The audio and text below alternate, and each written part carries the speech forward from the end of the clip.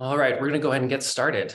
Hello, everyone. Thank you for joining me today. I am very excited to present the Supply Chain and Logistics and Manufacturing webinar as part of our 16th edition of the Future Today Institute's annual Tech Trend Report. Today, we're going to be covering tech trends for supply chain and logistics, as well as manufacturing, that were released in our 2023 Tech Trend Report. Along with this, we are going to cover some information about FTI,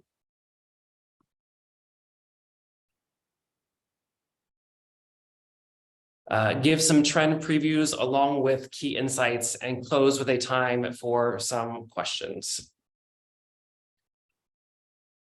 A little bit about me, though. My background is in design, research, working as a workplace and cultural strategist, as well as being a certified Foresight professional. For over 20 years, I worked with a multitude of clients in many different industries to understand how their business sectors work. I've also worked with the manufacturing industry at a production and planning level, as well as have worked with global retailers and developers. All of this led me to join FTI and researching and authoring the Supply Chain and Logistics Trend Book as part of the 2023 Trend Report. Also with me today, we have our Managing Director, Melanie Subin. She's going to be moderating our conversation for later on. So that brings me to a little bit of housekeeping. Please feel free to use the Q&A portion of our webinar today to ask questions as I go along throughout the presentation. We'll be collecting those and we'll be answering them at the end of this time, as time permits. We're also going to be recording this. So if for some reason you feel that you missed something, don't worry. It's going to be posted online later, along with all of the webinars from my fellow colleagues at the Future Today Institute, who have been doing their own presentations on their tech trend books as well. For those of you who may not be familiar with the Future Today Institute, we are a global strategic foresight consultancy working with companies and governments and groups to help them understand what's coming next. At FTI, all we do is strategic foresight. That means we use evidence-backed methodologies for anticipating the futures. We say futures because we are looking for avenues forward versus predicting, as there are many different ways that we know the future can play out. Our job in foresight is to anticipate what's coming down the road and how to be better prepared. The funnel you see here represents our methodology. We begin with signals and trends, and that's really the data from which we are collecting information and figuring out what that data means for our future. It's half of what we use for the scenarios that we create. And then as we work our way down the funnel, we then move into uncertainties. These are the things we can't know about the future. These are how we start to begin to form a perspective on what the future might look like. And it's the other half of our scenarios that we use. As you can see here, our signals and trends research is foundational for what we do and how we do our work, which is why we produce this tech trend report every year so that we can share the insights that we are coming up with. So let's go ahead and dive into it. As I said, this is the 16th edition of our annual Tech Trend Report, and it's continued to grow every year. And this year was definitely no exception. This year, we are sharing over 666 trends in total. And yes, that is the number. We definitely triple checked it to make sure. This year, the report is over 800 pages long, which is why we wanted to break it down in some of these webinars so that some of you can use it as an entry point. Some of you can use it as a recap if you've already read through the report, but mainly to help people really to start to figure out, to find out what's most important for you, for your company, for your business, and for your clients. The trend report is actually broken down into 14 different books. This year, we published books across both a bunch of different technologies like AI and robotics, as well as industries like logistics and financial services. We are having webinars for each of these books. So if you see one that you want to know more about, I highly encourage you to go to our events page and sign up for those webinars as you did for this one.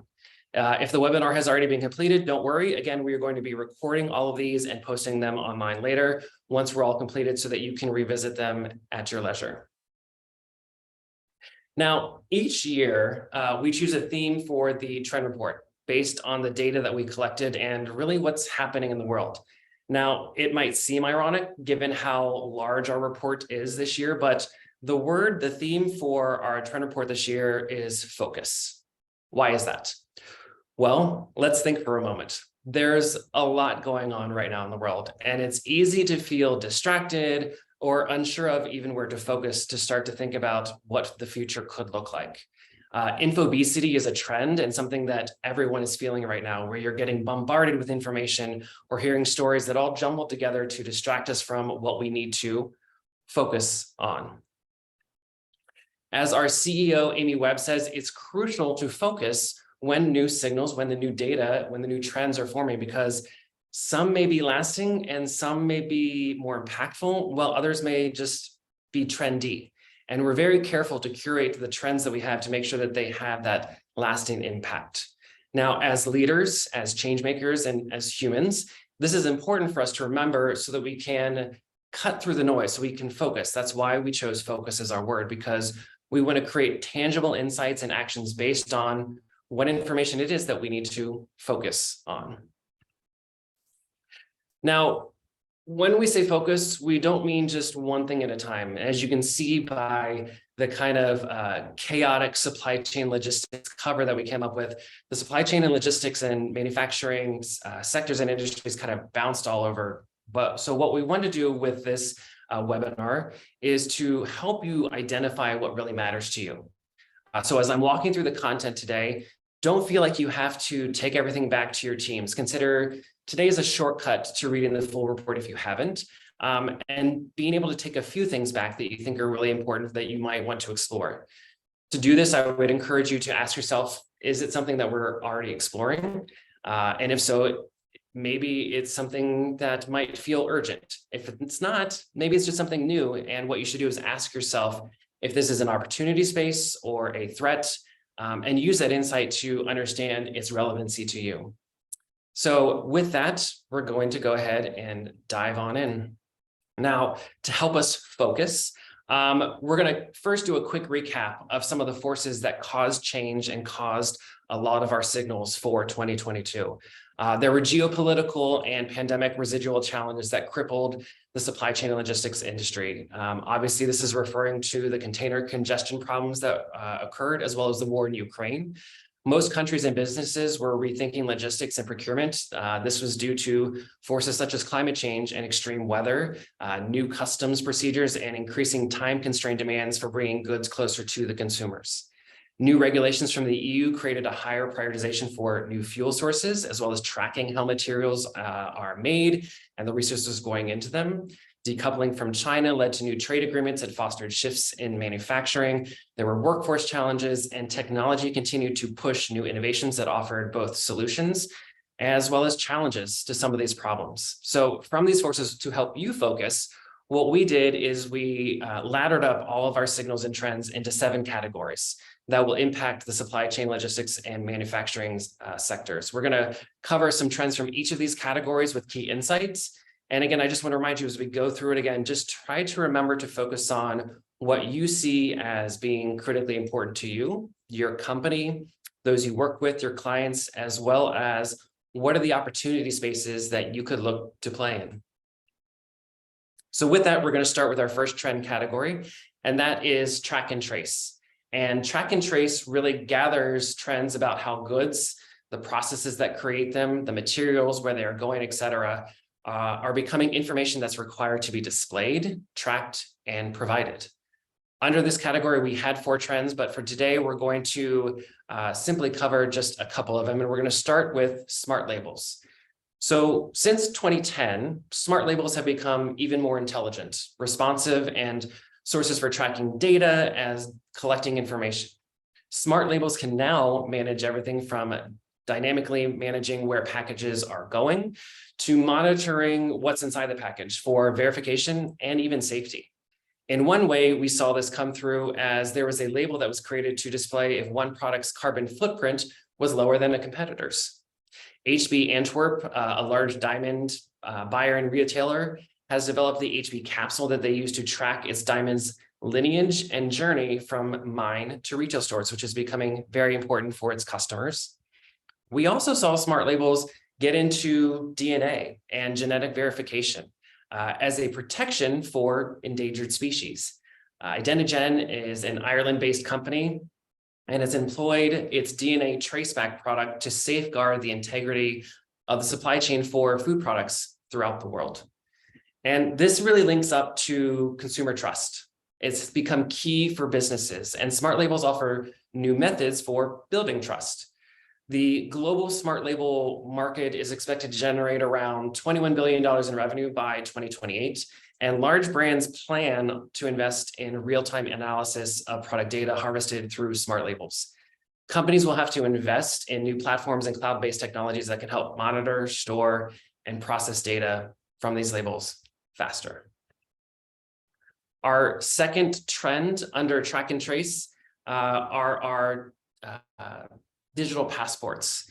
And this really runs parallel to our smart labels, where the information collected from goods and the integral information about them is now being input into digital passports that contain everything from where the product originated to the plastic used for its packaging to the raw materials being used to make the product. Some of this is being pushed forward with new regulations. There were some that came from the European Commission's Green Deal, which aims to make all goods more sustainable. One of the reasons that they want to use digital passports is to make sure that the design process, which accounts for 80% of a product's environmental impact, is monitored and registered on their digital passport to measure compliance with their environmental standards. Other industries are creating certifications that they assign their goods. It's a code that they make up so that it can track the product through its life cycle. So from the beginning all the way to when it goes into the landfill. This again plays into consumer trust as well as traceability and transparency. We all know the customs process can also be quite laborious, and digital passports are now being used to help speed up this process as well. Shell is even using digital passports to track equipment along the procurement process, which is found can help reduce some of the normal administrative tasks thanks to digital passports. So one key consideration with digital passports is what does it mean for documentation that will be required to use the digital passports? With more regulations requiring documentations along each step, businesses and manufacturers should consider how to start implementing the documentation process now into its production process. This can be hard for some smaller companies, so consider what strategic partnerships could help foster and build these data collecting models. Because I think with this, what we're going to see is verification as a service come online, which could be a new business venture for some. Our next trend category is digitized management, which covered everything from all of the new management tools and platforms that were created and their impact. Under this category, we had 4 trends as well. The trends covered everything from learning management, using AI to augment decision-making, et cetera, to what we're going to be covering today, the immersive AR/VR training and monitoring as a management tool for the workforce. So data tells us that AR/VR training offers higher retention of information, up to 75% of retention of information. Many employees also see this type of training as a benefit to them, to their careers, and it's a reason that they're actually citing that they're staying with companies, which is really important when we think about our workforce. So with this increase there's new skills that are coming online for new technology implementations within the supply chain and logistics industries. This type of training is proving to be very effective in helping with that. It's also proving to be very effective for training in what would be dangerous real-life situations. Airlines are actually using AR and VR training in order to train their employees on how to do maintenance and repairs on airplanes virtually versus being on the tarmac. So there's also smart glasses, which I'm sure many people are familiar with. They're offering everything from AR, VR, monitoring of employees, but monitoring for safety, not just productivity. These glasses have been shown to be able to create a more efficient route for monitoring where they should go and creating better productivity, but also situations like, are the pallets being stacked too high? Are the packages being stacked incorrectly, so they can monitor and watch out for worker safety? Both of these examples demonstrate how providing worker safety through this immersive training can actually demonstrate a company's values toward their employees. The disruptive potential here is really thinking about it as a positive versus a negative, though. The use of this technology can actually help us to drive an increase in worker retention, as well as offer new worldwide training that is standardized, as well as updatable when new developments or innovations occur. So it's no longer just static. It can be brought on demand. Our next trend category is the shortening of the supply chain, which has been around for a long time, and it's continued to evolve in 2022. This trend category had 5 trends that we included in our trend report. From those trends, though, we're going to just be covering nano fulfillment centers today. So nano fulfillment centers are the evolution of dark stores and micro fulfillment centers. This includes using more automation to create distribution centers or even production centers in more urban areas. And that's key. This urban area infrastructure and urban area development is becoming a really big focus for these industries, especially as companies are looking to find new footholds into markets. They're able to turn these stores as a way to create familiarity for their brand, for their products, for their offerings, and then again, shorten that supply chain. And we can see this in an example where US-based grocery store Kroger has expanded into new locations using dark stores, again, but not for foot traffic, but for filling orders and to make those order fulfillments more efficient. Automation will help make these fulfillment centers become, again, more efficient, but also they're going to provide cost challenges as well. 1M Robotics will be one to watch here because they've just secured $25 million in venture funding for robotics in fulfillment. So if we're looking for key players that we want to see what's next, that might be one to watch out for. Automating fulfillment centers can also help with food traceability, as well as product recalls, something that's very costly for manufacturers when they have to pull products from the shelves. And many developers are, again, looking to that urban center as the future for where warehouses could be located. Vertical warehouses have been integrated into several locations as they have been shown to be cost-effective solutions for shortening the supply chain and that last mile delivery to consumers, which is really important because what a lot of us know is that a major source of the cost for many goods is that last mile delivery. And so building these nano fulfillment centers would also help reduce costs. So there may be some balancing between cost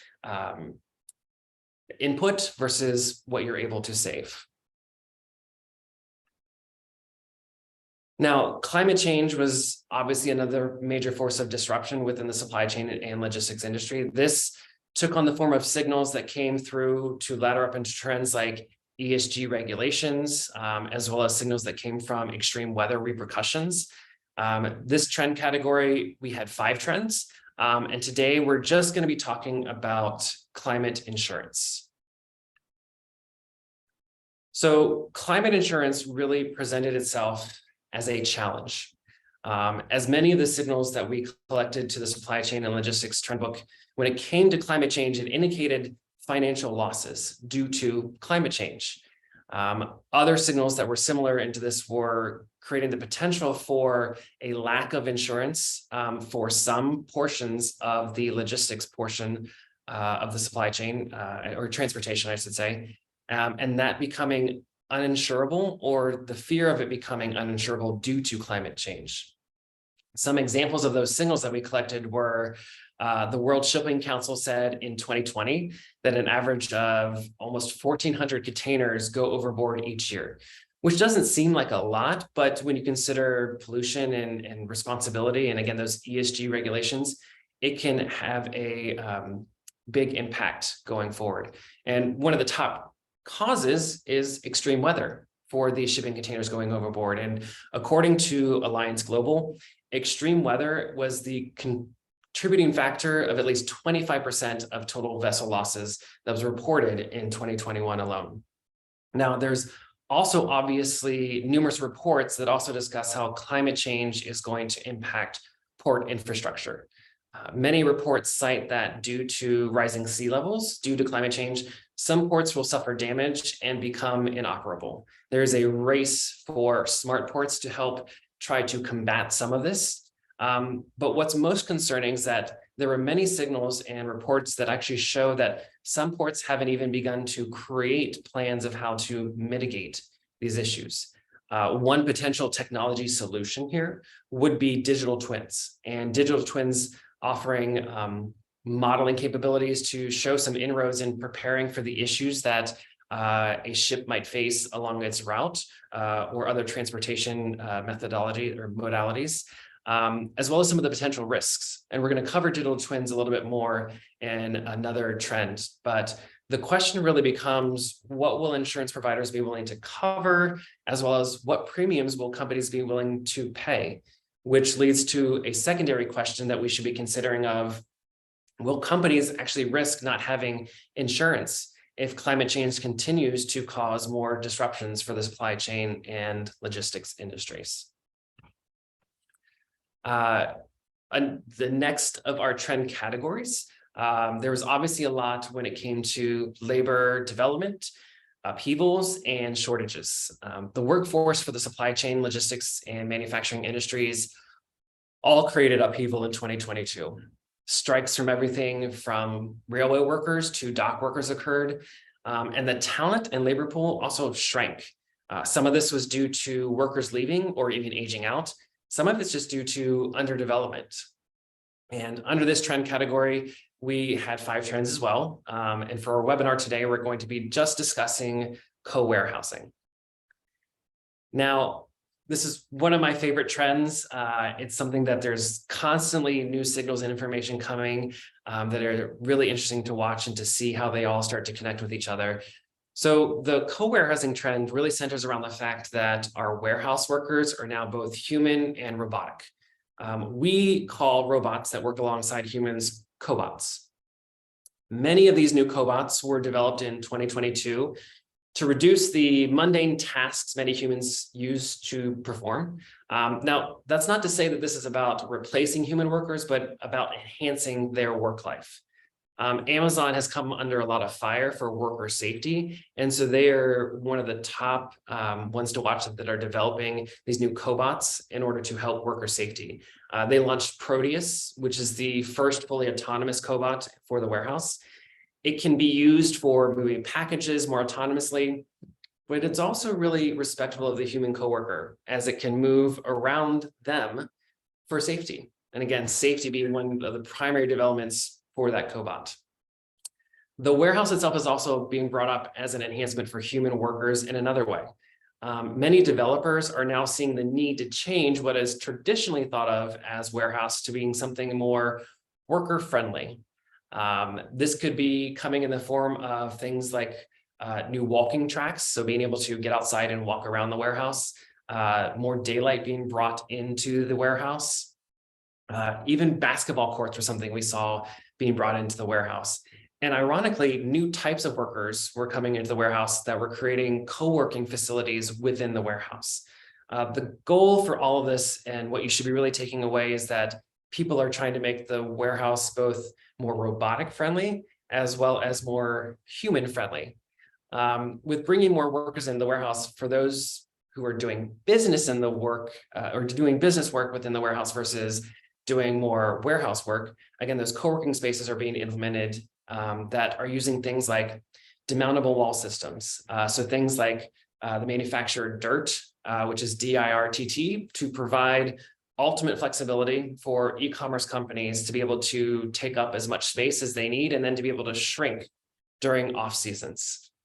And again, conversely, because of the cobots, many warehouses are looking to change their design and layout to accommodate these robotic coworkers. With the implementation of drones into the warehouses, this is changing some height and clearance parameters within the warehouse. We're also seeing, with the rise of drone takeoff and landing and delivery, many are looking toward beefing up the structures, new landing pads on roofs, or even adjacent to the warehouse for package delivery. Now, the thing to be really thinking about is sophisticated warehouse design will take on new forms moving forward for both humans and, again, cobot workers. However, what we just talked about, as we see warehouses wanting to move into fulfillment centers and the like within the urban infrastructure, that might prove more challenging due to restricted space. So something to consider, being very smart about the way that warehouses are laid out and created. Obviously, there were many global supply chain disruptions, which laddered up to this trend category. And it could really, what we found is it come from anywhere in an instant. This is due to viral memes causing products to sell out, wars, obviously, restricting routes for transportation, and again, climate change. One trend under this category that we wanted to cover, again, we talked about it a little bit already, were digital twins and how they could be used for preparing for disruption. There are now digital twins for everything from neighborhoods to warehouses to city streets. There's even a digital twin for the world that can model climate and weather patterns. All of these digital twins offer new predictive insights to help companies, governments, cities, and teams be able to be better prepared in preventing disruption. The predictive nature of digital twins offers the ability to have a full examination of the supply chain as well from end to end and offer new insights, especially as we start to pair it with things like digital passports and smart labels. Now, C&H Industrial, an Italian-American agricultural machinery company, is an example for what they're doing with monitoring for prevention, where they've built a digital twin monitor for their assembly line for failure. What they're looking at is this digital twin can alert a warehouse employee when it detects a part along the supply chain that might break before it fails. So the production cycles can be prevented from being interrupted. BMW has several digital twin factories on NVIDIA's Omniverse, which simulates 3D pipelines and virtual worlds. Amazon is building a digital twin of its warehouses to optimize design, to train robots and prevent disruption as well. Now, digital twins can also obviously be used for route optimization, especially when paired with AI and autonomous vehicles, as we're thinking about shortening that supply chain, trying to make their routes more efficient to get products to consumers faster.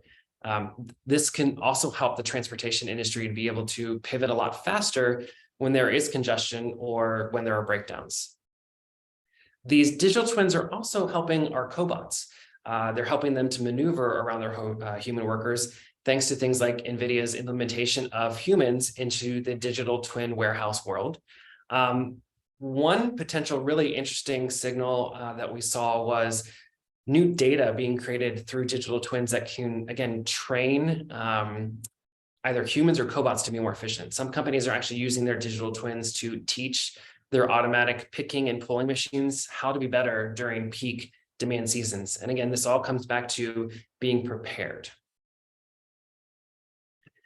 And then our last trend category, and then we'll go into the trend and some key insights, and then we'll open it up for some Q&A, was really about resiliency through diversification. And what I would say is that diversification and resiliency were two of the top words when it came to 2022 in the supply chain and logistics industry. And we found with this trend category, there were three trends that centered around reglobalization, overdependency, and procurement. And so for today, we're going to be talking about diversified procurement.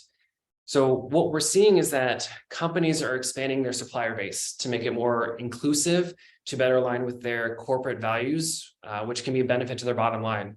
Some of this is coming through because of ESG, or environmental, social, and corporate governance regulations that are coming down.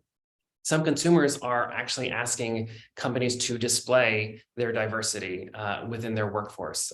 They're much more savvy about wanting to know the workforce that was used for the products that they are buying to make sure that they're not violating any human rights.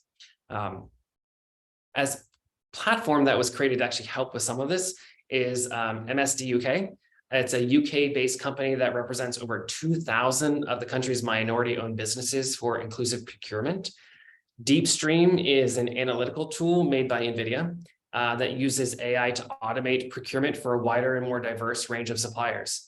They're actually also using smart contracts for onboarding new suppliers. So when the supplier is needed, the smart contract allows them to onboard a lot faster. Now, diversification also came up in reglobalization from the World Trade Organization Director, General Ngozi Okonjo-Iweala, who called on companies to consider diversifying where their goods come from and maybe going to look at smaller, more developing countries to help their economies, but also to help shore up supply chain risks as well. So let's take a moment and talk about some key insights here. What I would suggest, some starting points to help focus, is to consider what information you need to prioritize in tracking and monitoring that can provide real-time end-to-end transparency. You're going to want to build towards finding inroads for that urban center when it comes to manufacturing, logistics, and fulfillment, and starting to think about what predictive metrics or insights would be best to create using digital twins, maybe focusing on just one key area within the supply chain or your logistics, based off of what your risk tolerances are or your fear of climate change.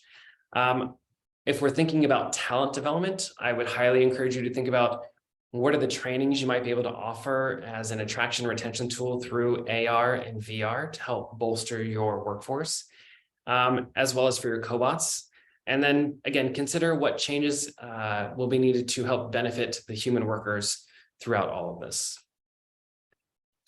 So with that, before we open it up to Q&A, I'd like to leave you with just a couple key thoughts. Again, first, you may have heard some things here that may not necessarily pertain to what you do, but just spend some time with it for a little bit. Think about what it would mean for your teams to determine if it is something that you should focus on over the next year. And if it's not, that's fine, but just it's something that you can use for monitoring. Next, be thinking exponentially. If you're, again, not able to do everything right now at once, try to stay focused where you want to be in the next 5 to 10 years and use that as a roadmap to think about how you want to tackle some of these trends. And then once you have that vision, again, just taking those small steps can really help build towards action and towards progress. So with that, thank you for being here today. I'd love to take any questions that there are, Melanie, at this time. Thanks, Mark. I think that was a fantastic overview of these trends. And one of the things that I love the most about this topic is how many different types of technologies kind of play into everything. I want to start with a question that we got about the environment that these technologies will be used in. So you spoke about some of the trends that will impact the way that work is done in warehouses, factories, other locations. How do you think the implementation of those technologies will change the way that those buildings and spaces are designed and used? So I think what we're going to see is there's going to be a shift. There's going to be an ebb and flow where with some of these new technologies, we're actually seeing a reduction in the need for space in some production. As one of the trends we didn't cover was additive manufacturing, where additive manufacturing has been shown to reduce up to 90% of some of the square footage needed within the warehouse. So I think some of the traditional production methodologies are going to shrink.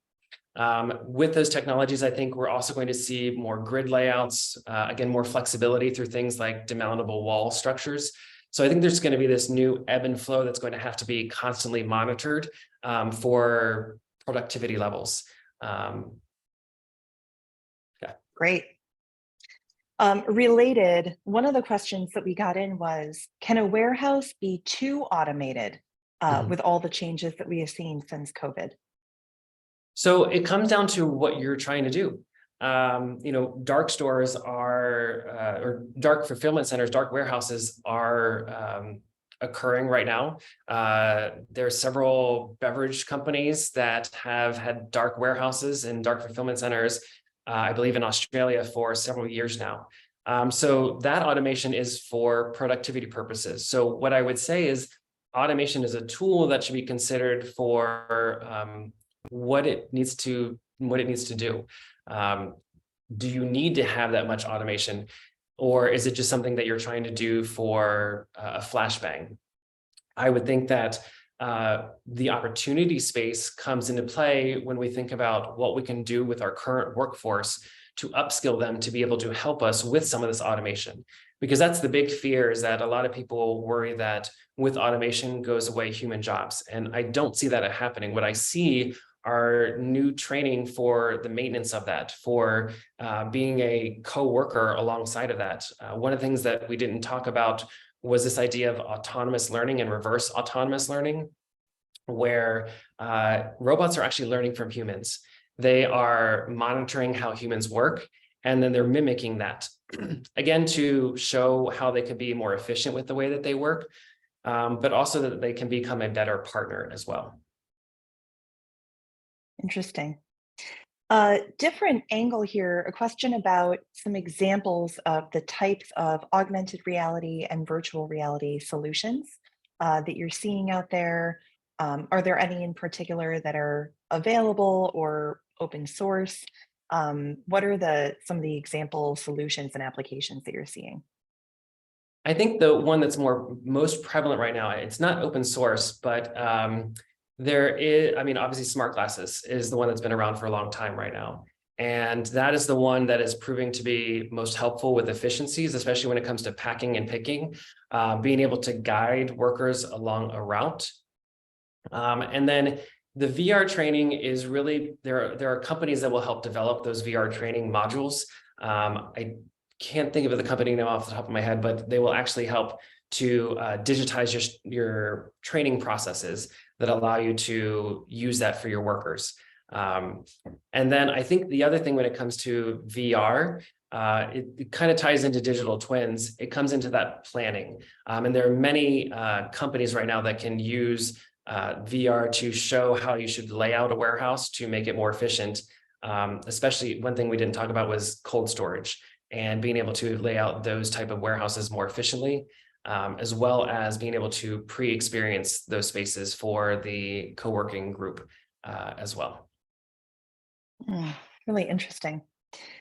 This is one that I know you've been doing some thinking about with some of the scenarios that you've been working on. Have you seen anything out there, or are you thinking about anything that sort of pushes the edge of automation? Things like mobile warehousing, mini warehouses in swarms of trucks or in train cars. What are you thinking about in that space? So we're definitely, yes, definitely looking at that. I actually have a couple scenarios, as Melanie mentioned, within the trend report itself that deal with this, that really sync up things like additive manufacturing and more continuous manufacturing that could happen at the local neighborhood level. So I think that's going to be something we should watch out for, that will really disrupt some of the smaller, more convenient retailers. There are a lot of people looking into parallel delivery and more hub and spoke delivery models, where parallel delivery is you will have drones riding on the back of trucks, but you still have trucks taking products to be delivered, but the drones can take off from those trucks. And they're showing that there's some efficiencies with that because we know we don't want trucks having to make stops every so often. And then when it comes to the hub and spoke model, what we're seeing is, again, that idea where the autonomous vehicle can make the long haul, and then the human driver makes the short haul. And so I think when we think about pushing the boundaries, what we're probably going to see is more of a pairing up with humans and autonomous vehicles. One thing that I think we should consider is, what does that mean for the infrastructure we already have in play? What does that mean for our gas stations? What does that mean for our truck stops? And again, if we're thinking about pushing the boundaries, how can we convert those into something that becomes, maybe there are more micro fulfillment centers, maybe they're destinations for picking up that parallel delivery truck for truckers. Got it. Thank you. This goes back to some of the things that we saw during COVID, and particularly during the supply chain disruption that we've experienced over the past few years. We saw organizations engaging in supplier rationalization or supply base reduction, where they would shrink the number of active suppliers that they used. And in some cases, they would try to onshore or friendshore or nearshore their suppliers because they were seeing a lot of interruption in their Mhm. supply chain. Do you think that that's still accelerating, or now that the backlogs and the shortages have moderated somewhat, do you think that that trend is going away and organizations are going back to the way that they used to run their supply chain? Great question. So we actually have a whole trend on nearshoring. So for those who are not familiar, nearshoring, friendshoring, reshoring is bringing either manufacturing or talent closer to home. That could be in countries that are less conflict threatened, or maybe basically being away from war areas where war could break out. So I think what we're seeing is it's becoming a continued trend. I think we're going to see more of it, especially as we've seen a lot of countries realize their overdependency on some critical materials, their overdependency on talent. One of the interesting things that I saw, so there's a Saville nearshoring index that talks about which countries are the top countries to look at when it comes to nearshoring. Vietnam was number one. Ironically, I believe Ukraine was number four. And it was for both manufacturing and tech talent, which could be a positive road for recovery. Central America, Brazil, is also a country that a lot of companies are actually investing to develop tech talent, as well as move their manufacturing to be closer for nearshoring, especially for the United States. So I think it's something that is going to continue to happen because of things like climate change. So while we may see some stability, hopefully in some geopolitical disruptions, right now there's not a complete path forward for things like climate change. So I still think it's going to be something that's going to be pushed forward. Makes a lot of sense. We have a couple of questions about the track and trace technologies that you spoke about. One of the questions that we received is around what benefits will industries see from improved track and trace? And also we have some interest in any specific examples that you can think of, or cases that might have already been implemented. So the benefits part of it is there's a consumer benefit, there's an efficiency benefit. There's also just making sure, like from a spend benefit as well too. So when you think about it, being able to track and trace where your products are coming from, consumers are asking for that. They want to see that transparency. So there's the benefit there. From a production standpoint, people are wanting real-time tracking of routes and down to where their goods are in which container. So we're seeing sensors being implemented into containers that can track products down to the package. And again, that just provides that real-time track and trace so that people can know when things are going to arrive. That's one example of actually being developed. Then there's also, again, the digital passports are happening in some customs areas as well. And then I think the other benefit really comes into play when you think about sustainability and wanting to make sure you're tracking how much your emissions are costing you. As we see more regulations are going to be restricting carbon emissions, that's also going to become part of this track and trace trend as well too, when we think about the transportation and what fuels are being used in order to meet those guidelines. So being able to prove and to show that you are in compliance. Fantastic. Our last question, I think, is a great one to wrap up on. What industries do you think will be the most impacted by some of the supply chain changes that you discussed? And how do you think they're going to be impacted? What are some of the things that they should watch out for? I think automotive, when we think about, again, things like additive manufacturing, being able to reduce the number of pieces and parts that need to be created for, there is one study that showed It took one part that needed to be created to keep the hood on, and as opposed to needing 300 different individual pieces, it had like one piece that was able to 3D print. So I think we're going to see things like that disrupt the automotive industry, make them more efficient.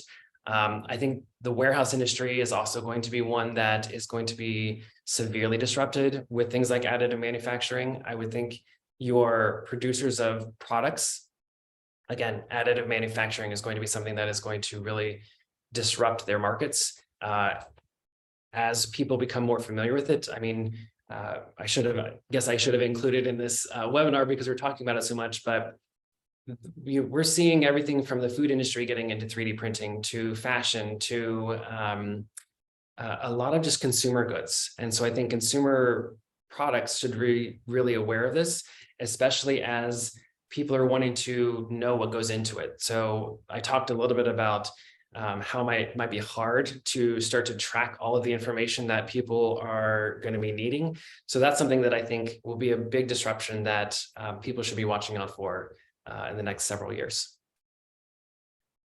Got it. That's all the questions that we got for today. So I'll turn it over to you for last remarks. I just wanted to remind all of our listeners that we are going to be uploading recordings of all of our webinars onto the Future Today Institute YouTube channel. Some of them are already uploaded, and we are subsequently uploading as we complete them. You can also download our trend report at futuretodayinstitute.com/trends. So I'll hand it over to you, Mark, for any last comments. Thanks, Melanie. Thank you for monitoring. Thank you for everybody who participated and for the questions. Obviously, if you have questions, feel free to reach out to us. We'd love to be able to help you think through some of the other concerns or opportunities and threats that you might have heard today. Again, we talk about focus for a reason, because there is a lot going on. And we only touched on a handful of trends within the whole trend book of supply chain and logistics. So I would, again, highly encourage you to go and look through that and keep that focus in mind of what's really going to be important to you, what's something that you need to monitor, where are those incremental steps that you can start to take today to try to feel like you are moving forward, and maybe using some of your consumer base as a way to start to figure out which of those trends you might need to respond to a lot sooner than others. So with that, I just want to say thank you, and we'll look forward to connecting with you in the future.